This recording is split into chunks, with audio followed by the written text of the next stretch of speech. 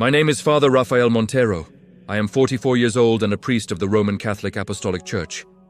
I want to make something very clear from the start. What I'm about to share is not intended to attack the Church, provoke divisions, or generate controversy. I continue to be a priest. I continue to celebrate Mass. I continue to believe in the sacraments.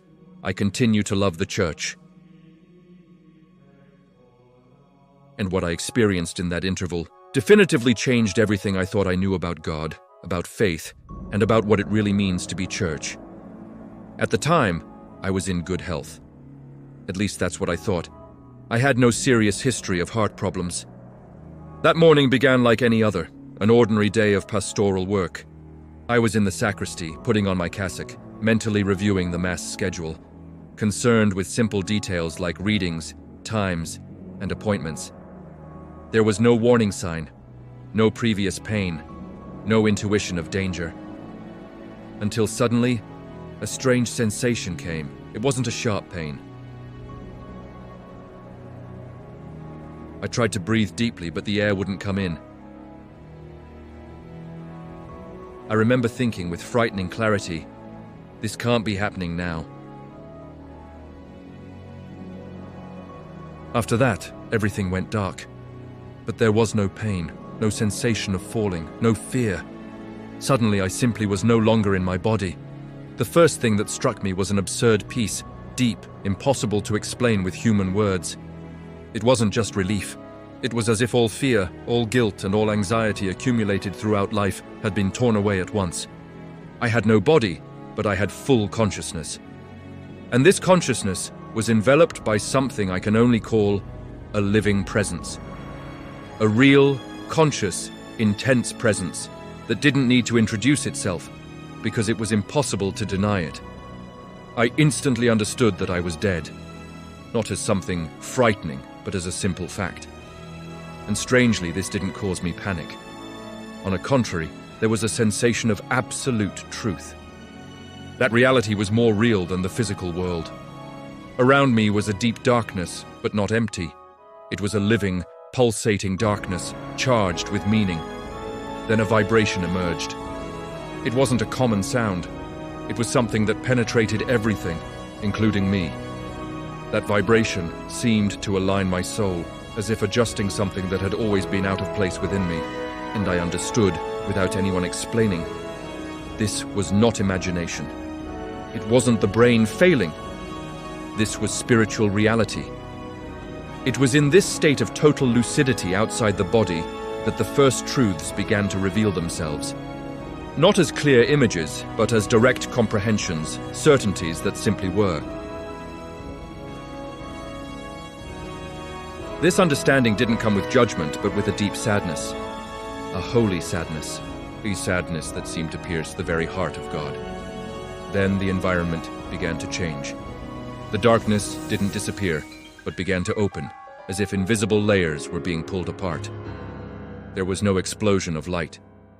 It was something gradual, solemn, respectful. Before me emerged something I immediately recognized. The Church.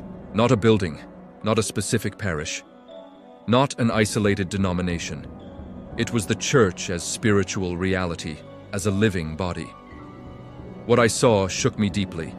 I saw enormous, grandiose, impressive structures, luxurious altars, full temples, rituals happening without cease. On the outside, everything seemed alive, organized, strong. But when my perception penetrated the surface, in many places, there was spiritual emptiness. It wasn't a total emptiness. There was still true faith. There were still sincere people. There were still priests and faithful who loved God with their hearts. But these lights were like small flames trying to survive within spiritually diseased structures. I understood immediately. It wasn't about explicit abandonment of faith, but about something more subtle and more dangerous. The replacement of God's living presence with the maintenance of the institution. I saw religious leaders more concerned with numbers than with souls. I saw speeches shaped to please. I saw the fear of losing faithful speaking louder than commitment to truth. I saw the gospel being softened, adapted, diluted so as not to disturb. And what hurt me most was realizing that, on some level, I too had participated in this. I then saw the common faithful. Simple people, kneeling, praying with sincerity. But over many of them was like a fog. They were seeking but were not being led to depth. They received rules, routines, and obligations, but were not taught to listen to God, to develop a living relationship with Him. After this, I saw something even more serious. I saw spiritual authority being used to control, manipulate, and silence. I saw serious sins being covered up in the name of the church's image. I saw abuses treated with more institutional care than care for the victims. Then the presence made it clear. The time of appearances is ending. The time of truth is coming. I saw the consequences if nothing changed. Churches functioning externally, with rituals, schedules, and events, but with God's living presence slowly withdrawing. Structures standing, but spiritually empty. Where truth is negotiated, my presence withdraws. I saw leaders using God's name to hurt, divide, and feed hatred.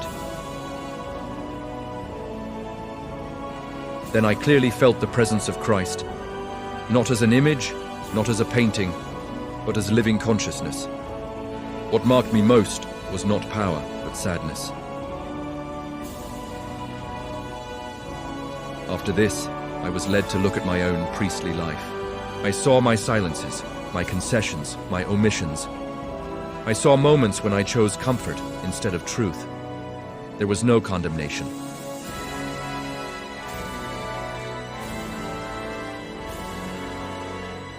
I was called to be faithful to truth, even when it disturbs, even when it costs. Then I felt my consciousness being pulled back. For the first time I felt fear of forgetting, fear of settling in again, and I asked with everything I was, "Please, don't let me forget." The return was brutal. Intense pain in my chest, air burning in my lungs, voices, alarms, rushing around, cardiac arrest, a few minutes clinically dead. For the doctors, a miracle. For me, ascending. I came back different. Celebrating Mass was never routine again. Every word carried weight. Some drew closer, others moved away. I heard that I had changed, that I was too intense, but I remained. Today I continue to be a priest. I learned that the true church doesn't fit only within walls. It lives where there is truth, humility, and love that sacrifices itself. I don't ask that you believe me. I only ask that you observe. Because in the end, you won't be asked how many times you were in church, but who you became. I died for a few minutes, but it was there that I truly began to live.